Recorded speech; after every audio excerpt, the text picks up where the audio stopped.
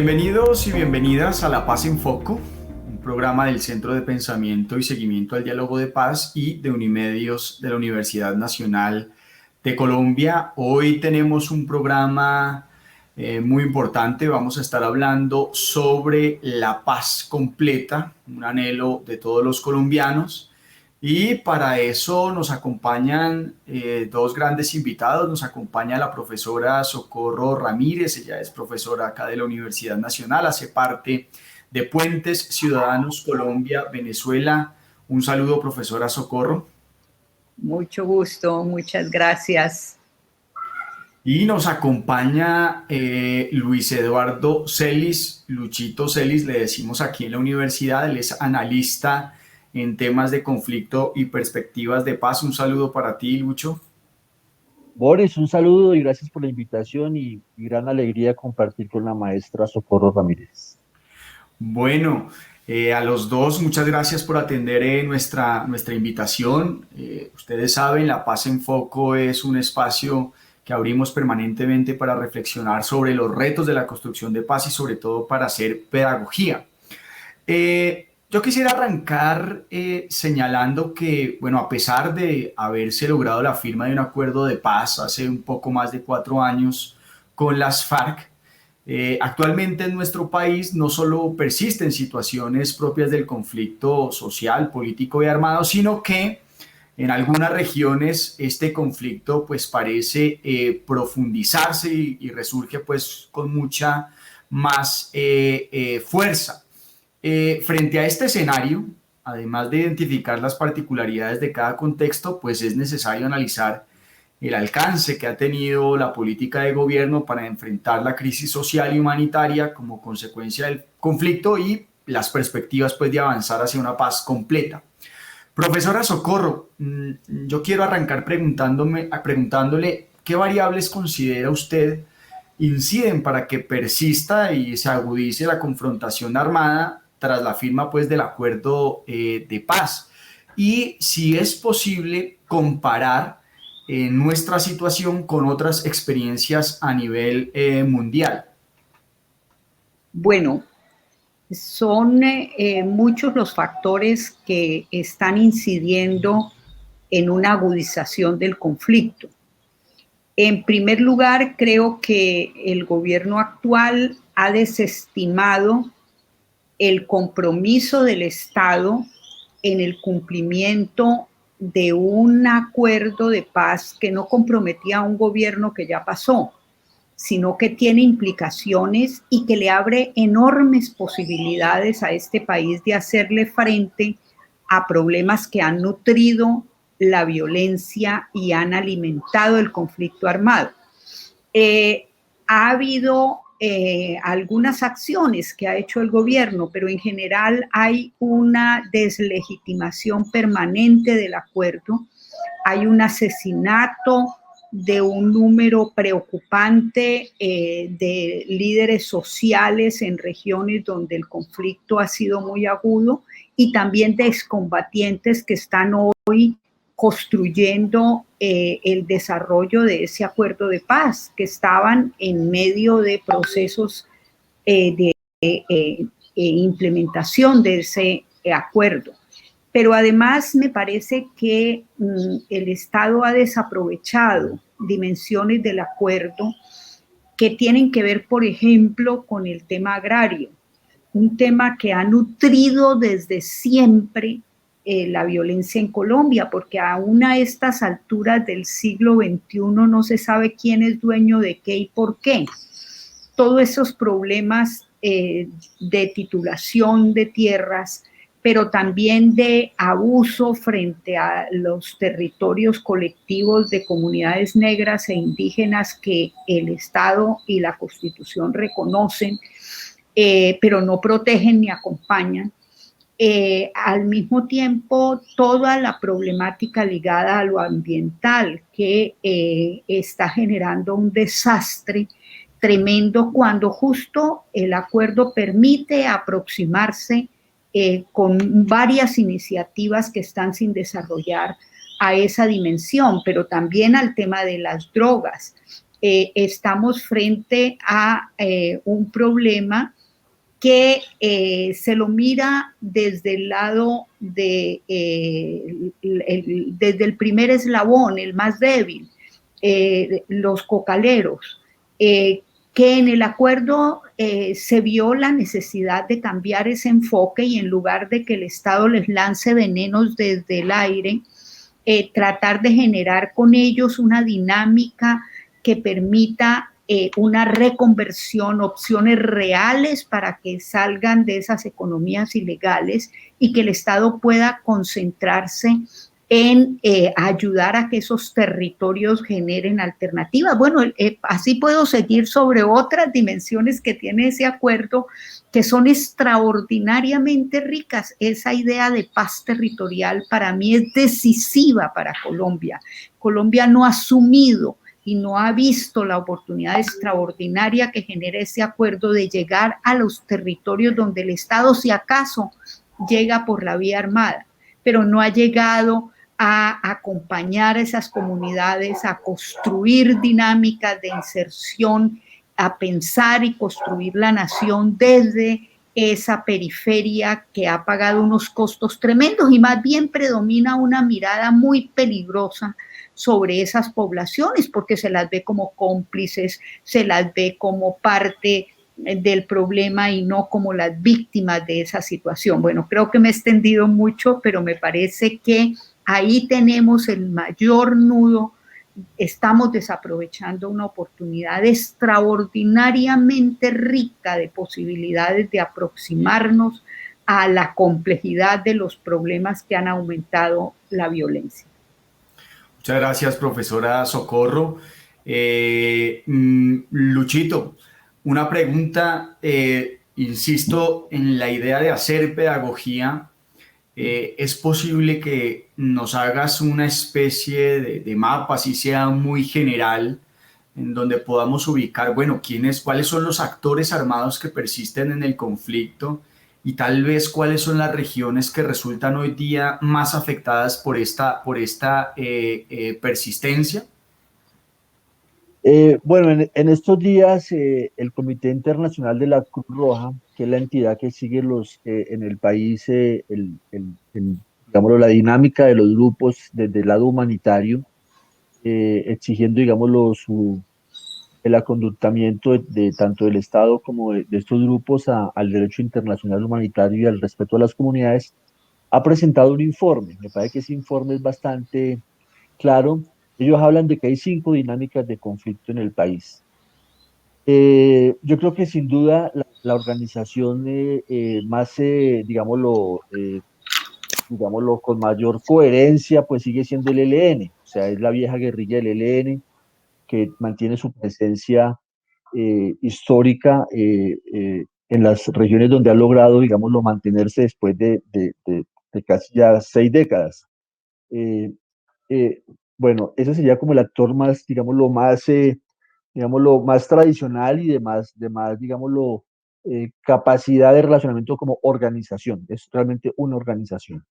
Luego tenemos las disidencias de las FARC, eh, que yo creo que pues yo los he denominado como un archipiélago de grupos. Realmente yo no creo que uno pueda decir que son 2 dinámicas, la dinámica de Gentil Duarte y la dinámica de Iván Márquez.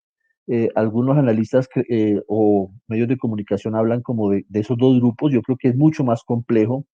Yo creo que hay más dinámicas en las FARC que no son una organización, sino son un relacionamiento difícil alrededor pues, de intereses, de negocio, de cooperación, pero no es una organización como tal. Creo que son muchas dinámicas, por supuesto, con presencia territorial. Entonces, ahí tendríamos ya 3 grupos. Y como grupos, pues el Clan del Golfo, que es una red de mafia, o sea, su interés central es el tema del narcotráfico y los caparros, digamos, lo que esos serían como las 5 grandes estructuras de lo que sería una violencia organizada. De ahí para allá hay otras dinámicas de violencia, pero como violencia organizada, estos 5 grupos y lo que evidencia es, y este informe también lo dice, es que tenemos menos violencia que hace 10 años, pero sigue siendo una violencia persistente y que afecta a muchas comunidades. Profesora Socorro, ante este panorama, digamos, como tan complejo, de múltiples actores que persisten en el conflicto, y a propósito de las declaraciones que diera en días pasados Salvatore Mancuso, antiguo líder de la SAUC, en un evento organizado por la Comisión de la Verdad, en donde él afirmaba que si hubiese existido una mesa con todos los actores del conflicto, habrían sido muchas las víctimas que se hubieran podido evitar. Y él planteaba allí que mientras ese escenario no se dé, pues desafortunadamente la paz en el país va a ser una quimera. A la luz de esta realidad nacional, de este panorama que su merced también nos muestra y que atraviesa procesos de paz parcelados en distintos tiempos con diferentes gobiernos, ¿es una opción pensar en una mesa, dijéramos, una mesa de 4 patas en la que participen todos los grupos armados? ¿O debe insistirse en negociar por separado, en negociar con los grupos que deciden o que tienen más o menos voluntad? ¿Cuál sería, digamos, allí el panorama ideal, dada, digamos, su experiencia también en procesos de esta índole?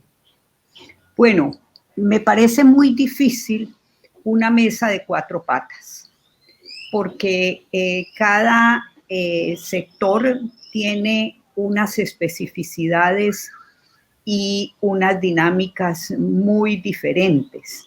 El Estado ha privilegiado, con razón, sentar a los grupos que tienen alguna evocación política y mostrar cómo en esa negociación política es posible aproximarse a acuerdos sobre las razones que dicen haberlo llevado a esa acción. Y ha intentado hacer negociaciones parciales con grupos más ligados al narcotráfico o al paramilitarismo, porque están más involucrados en dinámicas muy específicas ligadas más a eso, a economías ilegales o a dinámicas que el Estado no ha tenido capacidad de control.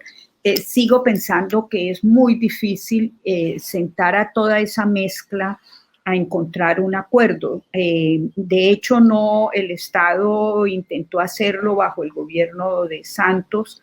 De alguna manera le dio importancia a la organización más grande, que era la FARC, y intentó diálogos de acercamiento con el ELN, con la expectativa un poco de que esa negociación sustancial con la FARC fuera abriendo camino para facilitar la negociación con el ELN, pero en realidad ese grupo es de una naturaleza absolutamente distinta y trabaja y desarrolla su acción en dinámicas muy distintas de las que la FARC tenía, y tiene ejes de actividad que implican mirar en especificidad las posibilidades de un acuerdo. De hecho, en la mesa quienes estuvimos en la negociación con el ELN vimos cómo esa agenda negociada refleja muy bien lo que esa agrupación ha sido y los intentos muy diversos a través de los años de encontrar ese tipo de negociación específica. Y creo que el Estado lo que tendría que hacer es revivir y concretar esa negociación y al mismo tiempo actuar frente a organizaciones que en los territorios están aprovechando la ausencia del Estado para generar dinámicas que afectan profundamente a las poblaciones. Creo que sentar a todos como en una especie de constituyente cuando están con expectativas y dinámicas muy distintas y formas de acción muy distintas, termina generando un espacio de conflicto mayor antes que la posibilidad de concretar un acuerdo.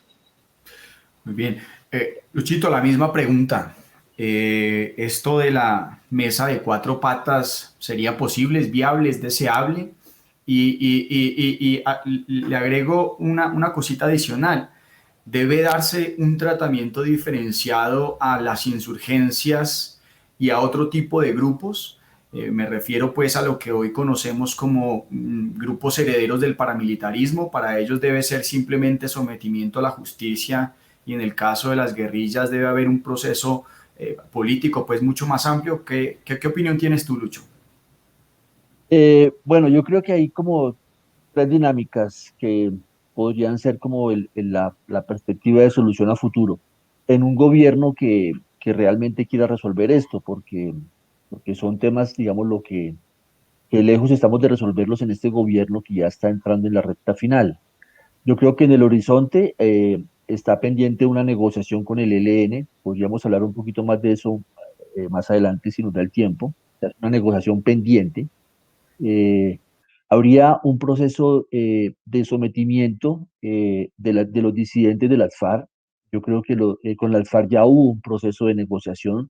Lo que hay actualmente son los que no comparten ese proceso, y con ellos yo creo que no podría haber una segunda negociación. Yo creo que ya hubo una negociación con las FARC, una negociación importante que está en lo fundamental por llevar hacia adelante, pero yo creo que no se podría pensar en un segundo proceso de negociación con las FARC. Tocaría pensar más bien en un proceso se parece mucho más al sometimiento de ellos. Habría que pensar las condiciones, habría que pensar las garantías, pero yo no creo que sea aceptable una segunda negociación con las FARC cuando ya se dio una negociación con la inmensa mayoría de las FARC.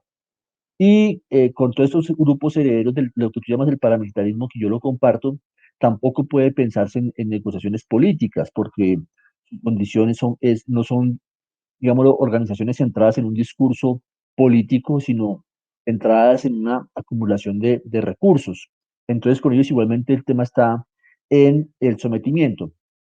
La pregunta es si puede haber una dinámica en la sociedad, en el Estado y en el gobierno colombiano que haga posible estos procesos, o sea, que haga posible una negociación con el ELN, que haga posible un sometimiento de las estructuras de las FARC y que haga posible un sometimiento de estos grupos de bandas y de mafias. Todo eso son retos enormes que la sociedad colombiana ha tenido en los últimos 60 años y que poco a poco los hemos ido resolviendo, ¿cierto? O sea, hay también que colocar una perspectiva histórica de decir que llevamos 30 años de acuerdos de paz. El primero fue con el M-19 en el 90, y ahí vamos. Yo creo que la ruta seguirá siendo, digámoslo, entre negociaciones y sometimiento, por supuesto, con una acción del Estado que haga posible eso. Profesora Socorro, vamos a ir entonces por invitación de Luchito entrando un poco en el tema ELN, y aquí dada su experiencia una pregunta en el siguiente sentido: ¿qué incidencia cree usted que puede tener en el plano internacional, uno, la situación particular de Venezuela para pensar en escenarios de una solución política con el ELN? Y segundo, ¿usted cree que ese ambiente adverso, o que se ha generado mejor un ambiente adverso en la comunidad internacional para rodear y acompañar un proceso con el ELN, teniendo en cuenta pues como precedente negativo el desconocimiento de los protocolos para el retorno de la delegación de paz? Bueno, me parece que hay una percepción que ha ido tomando fuerza de que el último intento, que es la primera vez que hay una mesa formal y unas delegaciones negociadoras de ambas partes, fue un fracaso. Yo no creo que haya sido así. Lo que pasa es que no es un proceso simplemente de copiar el acuerdo firmado con las FARC y darle fin a ese proceso. De hecho, en la mesa empezamos por tratar de pensar ese primer punto que es de la agenda negociada con el ELN, que es la participación de la sociedad. y darle forma a un proceso que para ellos y para la misma país es necesario, y es que las poblaciones donde actúan puedan tener una dinámica de iniciativa frente a cómo sería el tipo de acuerdo, y en ese proceso desafortunadamente no se continuó con la mesa. Ya se habían dado algunos avances en perfilar lo que podría ser ese proceso de participación que alimentaría los otros puntos de la agenda, que todos se nutren de ese proceso, el de democracia, transformaciones, víctimas, y para poder pasar al fin del conflicto armado, de alguna manera, ese camino de participación de la sociedad ayuda a concretar el proceso. Hay que hacerlo. Eso no es un favor para el ELN, sino también es una necesidad de darle la voz a esas comunidades tan estigmatizadas y tan utilizadas por los actores armados. Ahora, con relación a lo que señalas, evidentemente que el haber incumplido por parte del gobierno Duque los protocolos firmados por los estados que eran garantes, y que el Estado colombiano que les pedía ese apoyo, pues es un antecedente muy negativo, en especial frente a Cuba, porque Cuba pasó de ser el espacio del diálogo y el apoyo importantísimo para generar la posibilidad de negociación, a ser señalada como apoyo de terroristas, porque la delegación negociadora que estaba en la mesa permaneció ahí a la espera de que continuara la negociación. Me parece que el gobierno colombiano hubiera ayudado a ese señalamiento por Estados Unidos es un desastre para, no solo para Cuba, para Colombia y las posibilidades de negociación.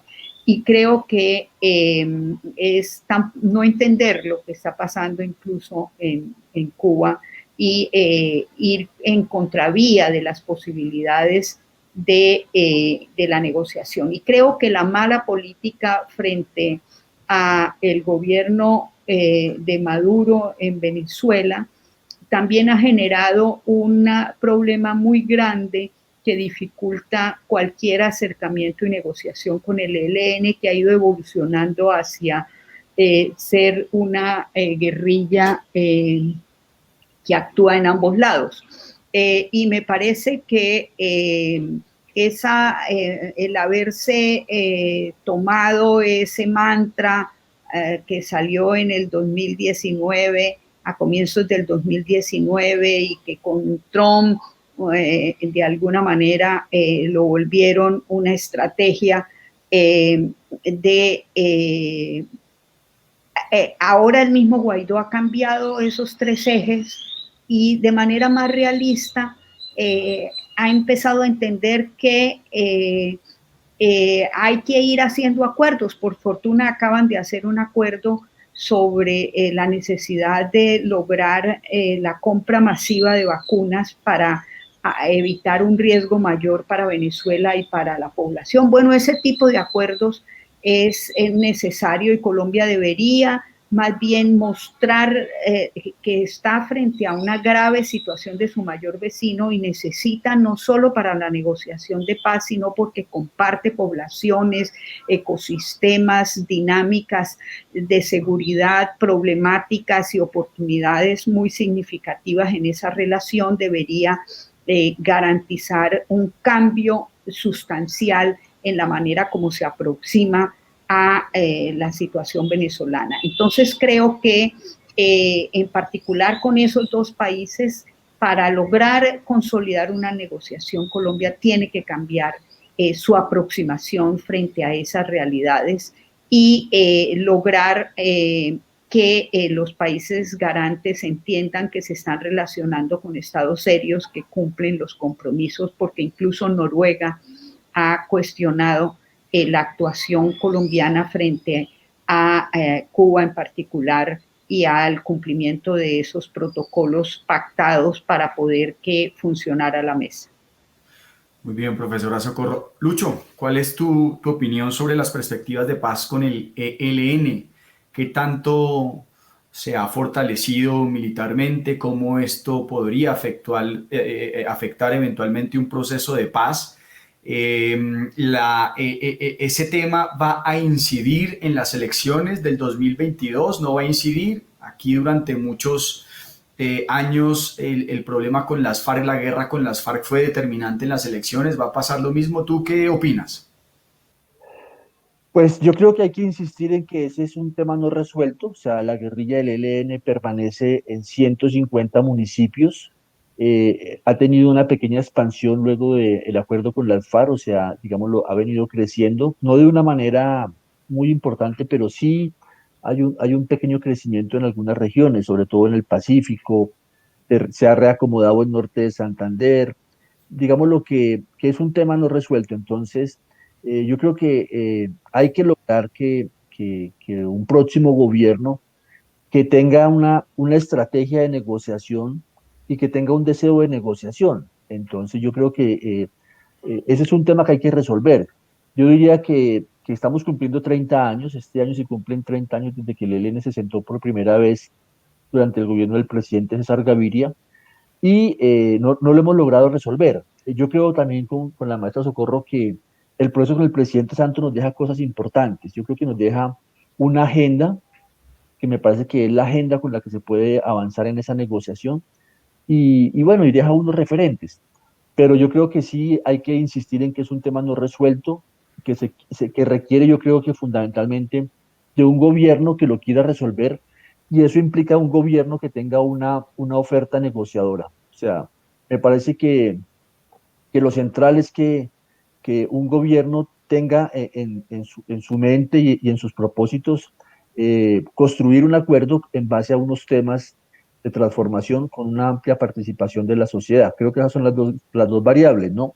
Un gobierno con oferta negociadora y un gobierno que crea en la participación. Y por supuesto un ELN que esté dispuesto a ganar apoyo en la sociedad, ganando, digámoslo, una voluntad de que es posible resolver esto y no un ELN que tensiona el conflicto, lo cual es muy difícil porque pues son dinámicas en territorio muy complicadas. Entonces, resumiendo, sí, es un tema que hay que resolver, que ojalá el próximo gobierno sea ese talante, de un talante de reforma, de transformación, de ampliar la democracia, y ahí podremos pensar en resolver este asunto también. Bueno, una pregunta de cierre para ambos, toca con una respuesta muy cortica. La sociedad civil, ¿cómo ven a la sociedad civil en esas perspectivas de lo que algunos han denominado paz completa? ¿Sí? Creo que desde los años 90 hasta el presente hemos tenido una presión importante, una exigencia, un reclamo, una movilización por la paz, pero ¿qué más hacer? ¿Cómo ven ustedes a la sociedad civil frente a estos retos de construir paz completa? Profesora Socorro.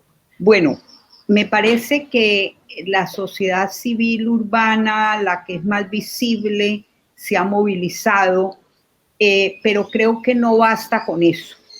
Me parece que habría que acompañar a la sociedad civil de los territorios más afectados para que tengan una posibilidad de expresarse, de lograr generar una presión frente a los actores, el gobierno y la guerrilla, en este caso el ELN, y que de alguna manera ese proceso participativo que está como eje que alimenta la negociación pueda ser un proceso que genere una amplificación de la voz de esas comunidades. Creo que no podemos seguir pensando la sociedad civil solo desde las grandes capitales, sino que más bien esa sociedad civil debería hoy acompañar la dinámica de la periferia